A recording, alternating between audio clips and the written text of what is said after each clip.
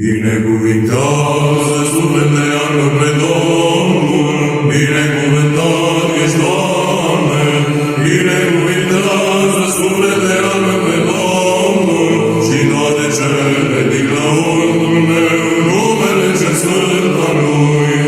Binecuvintează sufleteanul pe Domnul și nu uita toate răsplătirile Lui.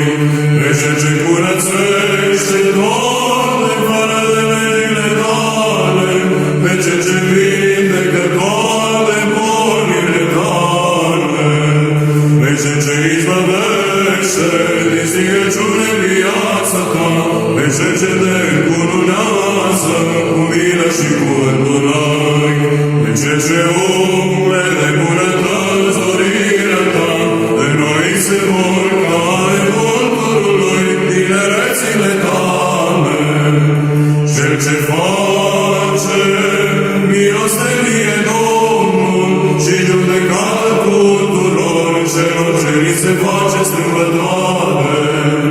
Cunoscute a făcut căile sale lui Moise, fiilor lui Israel, voile sale. Îndurat și milostiv este Domnul, îndelung răbdător și mult milostiv, nu pânăsând și se va iuți, nici în vrase la mânia. Nu